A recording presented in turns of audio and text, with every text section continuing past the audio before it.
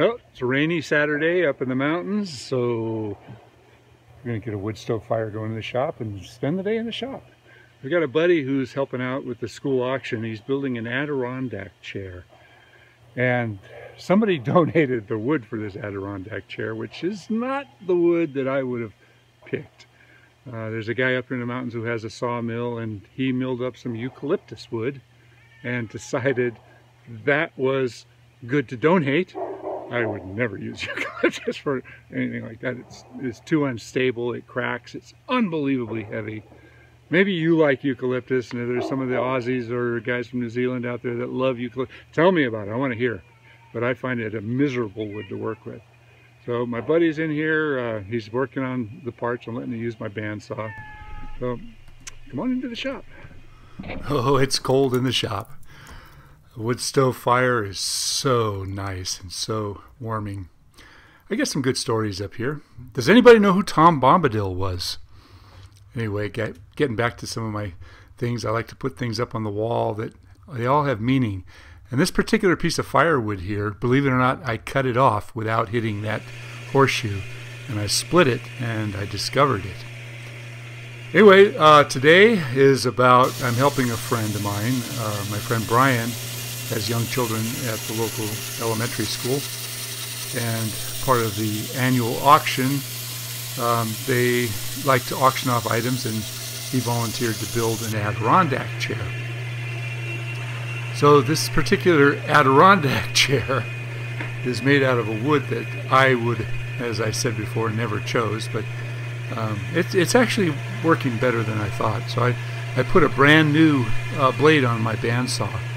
It's 7/8 of an inch wide, so cutting curves is a little hard to do.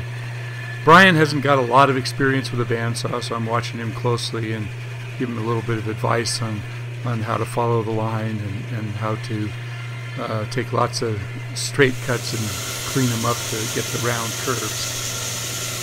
So he cut a lot of parts.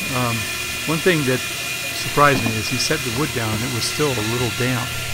And if you set damp wood down on your table saw surface, it almost instantly oxidizes or starts to rust the surface. So I wasn't upset. It's easy to clean it up. But anyway, I carried on working with Brian, and we did make a big mess. A real big mess.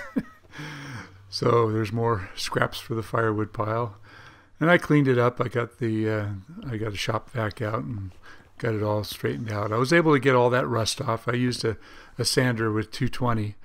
I wanted to show, I don't know how many of you are into wood turning, but I've got another friend.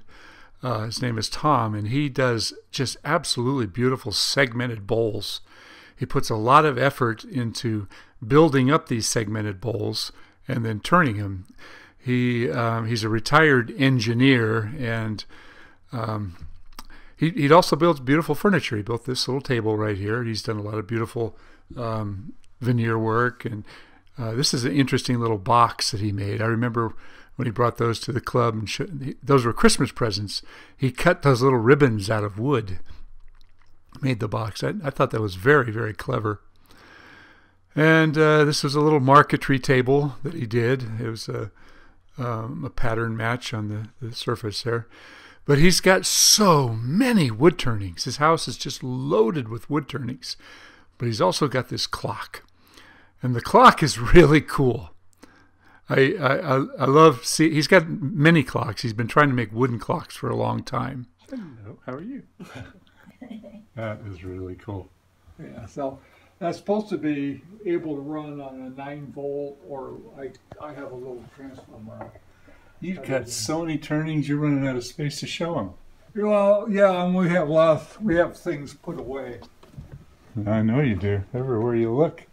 Look at these, magnificent. Yeah, see, this is kind of a neat. We used to have a TV in here. Yeah? Does it light up? Oh, look at this. Huh? That's my favorite. Real wood. Real wood. It's just solid wood. Pam we bought that in Hawaii. Oh, you didn't turn that one? No. Oh, for God's sake. Everything you've got has got to be well, so intricate that I don't even want to touch it. Look at that. That's interesting. exercise. Every single one of these. Yeah, they're kind of unusual. This is called engineer turns woodworker.